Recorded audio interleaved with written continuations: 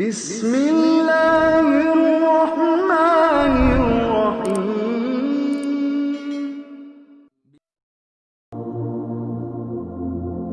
من قصه را خیلی مختصر برای شما حکایه میکنم. با تقدیر الهی این هاجر و این اسماعیل که این پیش از بنیاد خانه کعبه بود، تا حال خانه کعبه ساختگی نبود، آمد میگوید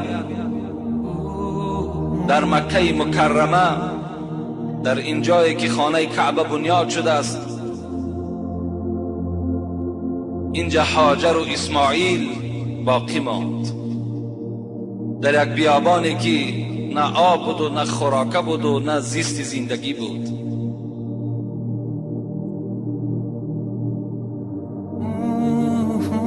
باری میگه حضرت ابراهیم برای خبر گرفتن هاجر زن خود و فرزندش اسماعیل به مکه مکرمه آمد. شب خواب کرد. در خوابش پروردگار امرش کرد ابراهیم از جایت خیز و این یگانه فرزندی که در پهلوی تو خواب است اسماعیل، این قربان کن در راه ما. حضرت میگوید از جای خود خیست. خیلی یک آدمی دهشت زده بیدار شد. معرخا هر خیل روایت ها میکنن که خیست یک چند اشتر قربانی کرد و شاید این خواب من خواب رحمانی نباشد. باز شب خواب کرد. شب دویم باز امر شد ابراهیم از جایت خیز و اسماعیل را در راه خدا قربانی کن. روز دوم میگوید یک چند اشترهای فربه دیگر را باز قربانی کرد. شب سوم وقتی امر شد ما به شما امر میکنیم اسماعیل در راه خدا قربانی کن. حضرت ابراهیم دانست که این خواب رحمانی است. از جای خود خیست و به سوی هاجر گفت، به سوی اهل خود هاجر بفرمود سر و گیسوی اسماعیل بشو زود. بزن شانه دو زلف عنبرینش، بشو نیکو دروی نازنینش. شدی فارغ ز جعدی باف و گیسو، بپوشانش لباسی رنگ و نیکو. به نزد دوست خواهم برد او را. حضرت گفتند بده غسل کند تازه وضو را، به نزد دوست خواهم برد او را. هاجر این امر کرد. هاجر گفت الحال گفت این فرزند من اسماعیل قطعی من یک جا مهمانی می روم، یک جا دعوت من کردن، باید که مهمانی رویم. از این خاطر گفت گیسوهای ایشان بشو، آبازی در آن، طهارت کند، شانه کن، لباسهای بهترینی او را بپوشان. هاجر میگوید از پی این کارها شد و میگوید به سوی هاجر گفت یک بند و یک کارد دیگر هم در همون سمکه من جایگیر کن. حضرت هاجر گفت هرگاه گفت تو کجای مهمانی میرفتی کارد نداشتی، بند نداشتی، امروز بهر چیست؟ هاجر گفت شاید که گفت قربانی کنیم. اگر قربانی بند نباشد، کار نباشد، کار برای من مشکل می شود. معرخا میگن هاجر درک یافت. در حال میگوید اسماعیل فریاد زد. آن امرهایی که از جانب پدر شده بود آنها را انجام داد، شست تازه کرد. میگن تخمین 9 ساله بود. بعضی معرخا 13 هم میگویند. وقتی میگوید مادرش اسماعیل شست، غسل داد، طهارت کرد، او را میگه در کنار خودش کشید و هم بوسه کرد، از گیسوهاش بوی کشید. گفت اسماعیل گفت من نمیدانم که تو بر کدام مهمانخانه میروی، لیکن اینقدر میفهمم که از بدن تو، از گیسوهای تو بوی فراق میآید، بوی جدایی میآید. خلاص میگوید حضرت ابراهیم دست اسماعیل گرفت و سوی مینا حرکت کردند، جایی که حاجی‌ها قربانی میکنند. این حالت میگوید شیطان بیقرار شد. زمانی هست گفت باید که در خانه ابراهیم پریشانی را پیدا کنند، باید در خانه ابراهیم دوددیلگی را پیدا کنند.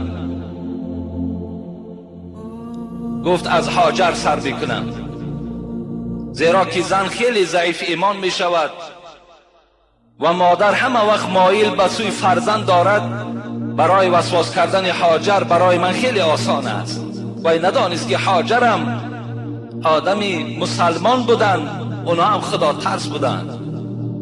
آمد نزد هاجر، گو هاجر خودش را میگه شیطان با یک پیرزن تبدیل داد. شیطان در حدیث های پیغمبر میگذرد و هر صورت خودش تبدیل داده میتواند. موی سفید میکند، جوان میکند، کمپیر میسازد، مگر حبیبی خدا گفتند در صورت من خودش را در آورده نمیتواند. آمد گفت هاجر میدانی که این نونهال باغی تر کجا برد ابراهیم؟ گفت میدانم. گفت خانه دوستش برد. کجای؟ گفت دعوت داشتن. گفت نه. گفت او را گفت قربانگاه برد، او را قربانی میکند. وی را مهمانی نبرد، او را برای سر بریدن برد. هاجر گفتن نگفتن. ابراهیم به اسماعیل طاقت ندارد. گفت ابراهیم اسماعیل را دوست می‌دارد، چگونه پدر فرزندی خودش را قتل میکند؟ گویا هاجر گفت خداوند به ابراهیم در خوابش امر کرد که این اسماعیل قربانی کن. حضرت هاجر چی گفتند؟ وقتی میگه نام خدا را شنید که خداوند امر کرده است، در حال میگوید در وجودش یک لرزه پیدا شد. گفت قسم به عظمتی آن پروردگاری که هاجر آفرید، 100 جان هاجر و 100 جان اسماعیل فدای پروردگارم باد. اگر خداوند امر کرده باشد، گفت هاجرم تیار است، فرزندی و اسماعیلم در راه پروردگار قربانی می شود. چگونه یک مادرهای خدا ترسی بودند. امروز بعضی خواهرای ما و شما سطر میکنند، مادرهاشون صد رام می شود. بعضی جوانهای ما نمازخوان می شوند، پدرهاشون صد رام می شود. و این گونه مادر نبودن، این گونه پدر نبودن. مادرها امروز راضی هستند که دخترهاشون زنا کنند، راضی هستند که از خانه بی سطر بیرون شوند، راضی هستند در هر یک توی رقص و بازی کنند، لیکن دخترشون سطر نداشته باشد، دخترشون نمازخوان نباشد. و 100 جان هاجر و اسماعیل فدای پروردگارم باد، اگر با شرطی که خدا امر کرده باشد. دید ابلیس دید که هاجر مفتونی او نمی شود، از اون ناامید شد، نزد ابراهیم آمد. ابراهیم گفت خودش را میگه به صورت یک پیرمرد در آورد. همین چهره زیبای اسماعیل گفت به خاک و خون آغشته میکنی. این مثل چراغ روشن است، گفت خاموشش میکنی. این مثل یک نونهال از پژمردش میکنی. میگه ابراهیم دانست که این شیطان است، در حال شناخت. گفته شیطان گفت مرا وسواس نکن، وسواسی تو در پیغمبرها تأثیر نمی بخشد. و ابراهیم گفت این خوابی که تو دیدی خواب شیطانی است، نخواد که خدای تو گو امر کند پدر به کشتن فرزندش. نخواد که خدای تو امر کند برای ریختن خون ناحق. این خواب تو خواب شیطانی است. گفت ای شیطان، گفت وقتی مرا در آتش می پرتاف نمرود، که اون زمان یک لحظه یا لحظه دیگر گو من در آتش می افتیدم، این زمانیه که از ملائکه های مقرب درگاه الهی جبرائیل پایان شد و مرا گفت حاجت بر من داری، خدمت بالای من داری. من گفتم ای جبرائیل، من خدمت دارم لکن به تو ندارم، به آن ذاتی که این آزمایش برای من آماده کرده است، به آن ذاتی که این آتش برای من افروخته است، من فقط خدمت از همون پروردگار دارم. شیطان گفت سخن جبرائیل در او حالت در من تأثیر نکرد، در این حالت سخن تو در من تأثیر میکنه. قسم گفت بر پروردگار ابراهیم، اگر از مشرق تا به مغرب فرزندهای اگر حضرت ابراهیم باشد و خدای من امر کند که اینها را یکایک قربانی کن، قسم به عظمتش گفت همش قربانی میکنم تا که پروردگار من از من راضی شود. و حضرت میگوید تیر اعوذ بالله من الشیطان الرجیم را در کمان لا حول ولا قوة الا بالله العلی العظیم انداخت و به سوی شیطان حواله کرد. شیطان از این هم ناامید شد، آمد نزد اسماعیل. اسماعیل که اگرچه خردسال بود و با بازی ها مشغول بود، اسماعیل گفت میدانی این بابا تو را کجا میبرد؟ او کجا میبرد؟ نمیدانی؟ گفت میدانم خانه دوستش میبرد. گفت نه. گفت تو را مینا میبرد، قربانگاه میبرد، تو را قربانی میکند.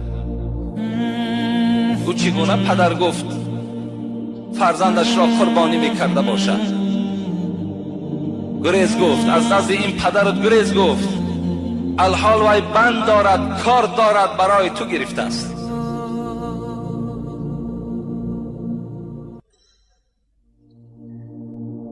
اسماعیل چی جواب گفت؟ بگفت اسماعیلش ای پیری رهزن، بگفت اسماعیلش ای پیری رهزن، کی فرموده است بابا را بکشتن؟ کی امر کرد این ابراهیم بابای مرا، پدری مرا، کی امر کرد که اسماعیل قربانی کن؟ پدر کی راضی باشد بر شمال وزد در باغ او در نونحال؟ کدام پدر راضی می شود که شمال در نونحال او وزد؟ کنی همون کل پدر کی فرموده است بابا را در بیابان برای کردن فرزند قربان؟ کی فرمان داد؟ بگفت ابلیس که شد فرمان معبود، بکن قربان ولد، بکن قربان ولد از برای ما زود. ابلیس گفت معبود گفت، پروردگار امر کرد. بگفت اسماعیل اندر راه سبحان، چه کلمات گفت؟ بگفت اسماعیل اندر راه سبحان، دهن 100 جان نمی ترسم ز یک جان. اگر با شرطی که امر پروردگار باشد، به عظمت پروردگار قسم که من از 100 جان داشته باشم نمی ترسم، من در راه پروردگارم قربانی میکنم. چه جوابهای عجیبی، چه از طرف ابراهیم، چه از طرف اسماعیل، چه از طرف هاجر، چه جوابهای به شیطان آمد که شیطان تماما ناامید شد. افسوس که این گونه جوابها امروز به شیطان از جانب ما و شما نمی شود. زنها چه خدمتها، زنهای دوره پیغمبری خدا چه خدمتها کردند. در قصه ها می آید که چگونه محبتی بر محمد داشتن صلی الله علیه و سلم. وقتی در جنگ احد که خیلی جنگ مشکل ترین برای رسول اکرم بود، که 70 صحابه پیغمبر در این جنگ شهید شد، از آن جمله حضرت امیر حمزه سردار شهدا. دشمنای اسلام اعلام کردن در میدان جنگ، اعلان دروغ کردن، محمد کشته شد. آمدن در مدینه برای روحیه مسلمان ها شکستن، محمد کشته شد. تمام زنهای مدینه بر آن نقطه جنگ میگه دویده رفتن. وقتی در راه میگه یک جوان یک دختر دید، گفت حال محمد چگونه است؟ این جوان میگه این دختر را شناخت. و خواهر عزیز گفت در این جنگ گفت پدری تو کشته شد. این دختر گفت من از تو از محمد میپرسم، محمد چگونه است؟ خواهر عزیز گفت برادر در این جنگ کشته شد. میگوید کمی این زن میگوید یک غم یک مصیبت فرا گرفت. گفت من از تو از همبستگانم نمیپرسم، من از نزدیکانم از تو نمیپرسم، من از تو میپرسم محمد حالش چگونه است؟ گفت ای خواهر عزیز شوهرتم کشته شد. این زن میگوید وقتی که شنید پدر مرد، قربانی شد در این جنگ، برادر قربانی شد، شوهر قربانی شد، در این سه حالت میگوید روح افتاده نشد. گفت حال محمد چگونه هست؟ گفتن حبیب خدا سلامت است. گفت الحمدلله که این قربانی هایی که از اولاد ما شد است گفت بیهوده نرفتن. چگونه یک جواب های خوبه از زنها و از مسلمان های اون زمان شنیده میشد. وقتی از اسماعیل هم که ناامید شد چی گفت؟ گفت به سوی پدرش گفت بابا، گفت ابراهیم کدام پیری هست که برای من صحبت دارد مرا میگوید که از پیش پدرت گریز؟ ابراهیم میگوید گفت اسماعیل گفت این سگ سیاه این شیطان است، این لعنت کرده شده از درگاه الهی هست، او را سنگ بزن. که امروز حاجی ها همان سنگی که میزنن این هم یکی از سنت های حضرت اسماعیل است که اونجا میگوید شیطان سنگ زد. وقتی که از اینها میگوید همه محروم که شد، دوام آیت ما و شما میخونیم فلما بلغ معه سعی قال یا بنی اینی ارى فی المنام انی اذبحک فانظر ماذا تری قال یا ابت افعل ما تؤمر ستجدونی ان شاء الله من الصابرین. حضرت ابراهیم میگوید وقتی که این اسماعیل میگوید به قربانگاه که آورد، همان جایی که باید که اسماعیل قربانی کند، و سو اسماعیل گشت و گفت یا بنی ای فرزند من اینی ارى فی المنام انی اذبحک، من 3 شب پی هم خواب دیدم و امر پروردگارم هست که تو را در اینجا قربانی کنه. وقتی اسماعیل که از حقیقت حال که درکدار شد، تا این زمان حضرت اسماعیل درک نداشت، وقتی این خبر پدرش که شنید چه جواب عجیبی گفت که حتی مورخان میگویند که اگر هر یک ملائکه بالای گردن خود اگر یک گوسفندی را بالای زمین بیارن و همه اینها را اگر قربانی کنن، با یک کلمه که اسماعیل گفت برابر نمی شود. چی گفت؟ یا ابتی افعل ما تؤمر ستجدونی ان شاء الله من الصابرین. ابراهیم گفت پروردگار امر کرد که مرا قربانی کن. گفت برای پروردگارم امر کرد که تو را قربانی کنم. گفت پدر گفت در این امر پروردگار با سرعت باش، افعل انجام ده. گفت این قربانی را ستجدونی ان شاء الله من الصابرین، مرا چنان فرزند میابی که در این فرمان پروردگارت صبر کننده هستم. انجام ده. گفت بعضی مفسران میگن برای چی حضرت اسماعیل پرسید؟ برای چی پرسید که ای اسماعیل من امر به قربانی تو شدم. میگه تا که ابراهیم فهمد که همون دعای کرده بود رب هب لی من الصالحین، پروردگارا مرا فرزند سالم و صالح ده. آیا همین فرزند همون فرزند باشد یا نه؟ که الحمدلله که همون فرزند بوده است. حضرت میگوید از دستمال خود کارد برآورد، بند را برآورد. حضرت اسماعیل مثل گوسفند در زمین خوابانید.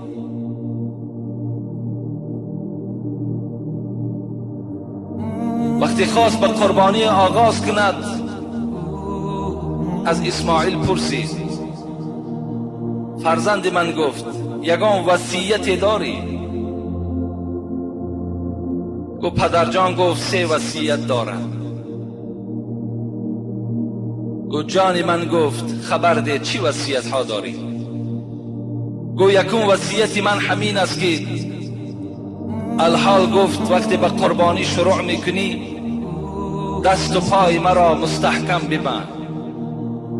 حضرت ابراهیم تعجب کرد، گفت آیا گفت در راه پروردگار جزع و فزع میکنی، داد و فریاد میزنی، ناراضگی خودت را بیان میکنی؟ گفت نه. گفت ابراهیم، گفت این 2 معنی دارد.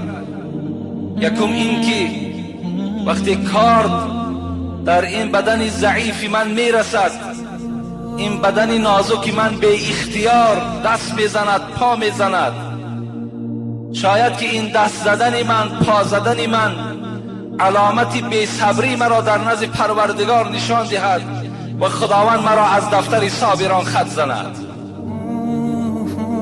و دوم معنیش این است که وقتی اگر من پا میزنم، دست میزنم، احترام شما پدر بزرگوار واجب است، شاید که از بدن من خون پرد و لباسهای تو را همه را خونالود کند. حضرت ابراهیم گریان شدند، قبول کردن وصیت اول فرزندشانند. دوم وصیت چی داری؟ گفت جان من، گفت دوم وصیت همین است که وقتی که مرا ذبح میکنی چهره مرا، گفت به سوی خاک بمان. گفت آیا گفت راضی نیستی؟ گفت راضی هستم. اینم گفت ای ابراهیم 2 معنا دارد. یکم این که چهره من وقتی که در خون و خاک آغشته می شود، این خاک هایی که در پیشانی من می رسد، اینها در نزد پروردگار قدر دارد، قیمت دارد. بنده ای که در خاک اگر آغشته باشد، این گونه بنده ها را پروردگار دوست می دارد. از این خاطر دوست می دارم که در این حالت شاید که رحم پروردگار آید و برای من رحمت فرستد. و دوم این که وقتی تو کارد میرانی و این چهره زیبای مرا وقتی تو میبینی، شاید که یک شفقت و محبت پدری تو در حرکت آید و این کارد از دست تو افتد و در این امر پروردگار تأخیر به وجود آید و تو در نزد پروردگارت گناهکار شوی. حضرت ابراهیم از این سخنهای فرزند میگه دلش ریش میشد. سوم گفت چی وصیت داری؟ سوم وصیتم همین است پدر، وقتی خانه می روی مادرم هاجر وقتی تو را تنها می بیند شاید از من پرسان کند، شاید پرسد که اسماعیل کجاست. اگر تو گویی که اسماعیل قربانی کردم، شاید وی داد زند، فریاد زند، تو وی را درست نگو، وی را از داد و واویلا من نکن، زیرا ابراهیم جدایی از فرزند خیلی کار مشکل است. فقط او را خاموش کن، فقط او را از نام من سلام بگو و بگو که هر بهاری که اگر یک گلی نو از زمین برآمدگی را که دید، اسماعیل یادش بیاید و در حق اسماعیل دعا کنه. این قدر گو وصیت من بهر تو دارم. فلما اسلم و تله للجبین، این زمان میگوید حضرت اسماعیل خوابانی در زمین. این یک باور که اینا یک حکمت هستند. در راه پروردگار تیار هستند چی جان خودشان نثار کنند، چی جان فرزندشان نثار کنند. خداوند میگه فلما اسلم و تله للجبین، وقتی وی خوابانید و جبین او را در خاک وقتی که انداخت و کارد میگوید در گردن اسماعیل ماند. کارد برابری ماندن میگوید، معرخا میگوید خداوند پرده آسمان را بیراه کرد، تمام ملائک این حادثه را میدید، فیغان کشیدن، داد گفتن، پروردگار را گفتن نخواه بگذاری که پیغمبر را ذبح کند. همه میگوید بس پروردگارشان دعا کردن. لیکن اینجا حکمت دیگر بود که خداوند تا که خلیل بودن ابراهیم برای همه مردم آگاه کند که ابراهیم خلیل است، ابراهیم تیار است که چی جان خودش چی جان تمام فرزنداش در راه پروردگارش نثار کند. وقتی کارد میگه در گردن اسماعیل ماند، وقتی کارد که میکشید کارد نمیبرید. شفقت و مهر و محبت پدری البته جوش زد. ما و شما اگر یک کاردی کنده در گردن یک حیوان هم گذاریم، وقتی نبرد یک رحمی در وجود ما پیدا می شود که این حیوان عذاب کشیده ایستاده است. وقتی این کارد گذاشت میگوید تو گردن اسماعیل که نمیبرید، حضرت ابراهیم میگوید غضبناک شد و میگوید برداشت کارد در بالا یک سنگ زد، سنگ دو نیز شد، گفت تقطع الحجر ولا تقطع اللحم. حیران میشم در تو، گفت سنگ پاره میکنی گوشتی تیاره نمیبری. میگوید این کارچه میگوید با یک صدای با یک قدرت الهی به زبان آمد، گفته ابراهیم وقتی تو را در آتش نمرود پرتافتن چرا آتش تو را نسوزان؟ گفت آخه اون زمان خداوند امر کرد یا نارو کونی بردن و سلاما علی ابراهیم. ای آتش، این ابراهیم وقتی در درون تو می افتد، ابراهیم مرا سلامت نگه بدار و یک خنک نگه بدار. آخر گفت الحال تو یک بار امر کردی بر من، امروز پرورد 70 بار شد که میگوید که گردن اسماعیل نبرد. چگونه امر پروردگار ما تأخیر کنم؟ چگونه امر پروردگار ما نگیرم؟ این زمان چی شد بعد؟ و ندیناه ای ابراهیم، صدای شد ای ابراهیم قد صدقت الرؤیا ان كذلك نجزی المحسنین. گفت کارد از گردن اسماعیل دور کن، کارد از گردن اسماعیل دور کن که تو خواب ده به حقیقت برآوردی. این خواب تو خواب حقانی بود، خواب رحمانی بود. تو تصدیق کردی، خواب تا تصدیق کردی، تو خلیلی تا در بین همه جهانیان نشان دادی. این زمان حضرت جبرائیل میگه در دستش یک کفش، یک قشقار که بعضی مفسران میگن قریب 40 سال بود که این در باغهای جنت میچرید. اینا میگه کشاله کنان به نزد حضرت ابراهیم آورد. وقتی میگه حضرت جبرائیل که این حالت که دید چی گفت؟ الله اکبر الله اکبر. لا، حضرت ابراهیم دوام داد لا اله الا الله والله اکبر. حضرت اسماعیل والله اکبر ولله الحمد. این کلمات ها از زبان حضرت جبرائیل، حضرت ابراهیم، حضرت اسماعیل میگه صادر شد. الله اکبر الله اکبر، لا اله الا الله والله اکبر، الله اکبر ولله الحمد. کسی اگر این کلمات در روز عید و سوی عیدگاه آمدن اگر تلفظ میکند، ثواب این 3 پیغمبر را، این ملائکه مقرب را خدا در نامه اعمالش کتابت میکند. انا از همان روز اعتبارا برای تمام مردم مسلمانی که دولت دارن، مال دارن، قربانی کردن واجب شد. اگر کدام شما دولتدار باشید، کدام شما اگر مالدار باشید، کدام شما اگر چه مال $1000 هم نداشته باشید، از او کمی هم که داشته باشید، یک میانه داشته باشید، از ثواب قربانی خطا دور نکنید، قربانی کنید.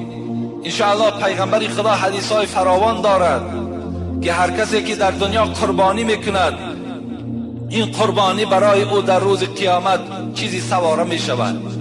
در هر یک موی همون گوسفند قربانیتان خداوند در نامه اعمالتان ثواب می نویسد. موی قربانی را عددش هیچ کس نمی داند. اون شاید از میلیاردم دانه موی او زیاد باشد. خدا با عدد هر یک موی او در نامه اعمال شما خداوند ثواب می نویسد. لیکن کسانی که ندارند، کسانی که نادار هستند، شما به قربانی دست نزنید، بلکه شما در همون خانه هایی که دولتدارها مالدارها قربانی کردند رفته از قربانی آنها خورید و شفا هست در حق ایشان دعا. بسم الله الرحمن الرحیم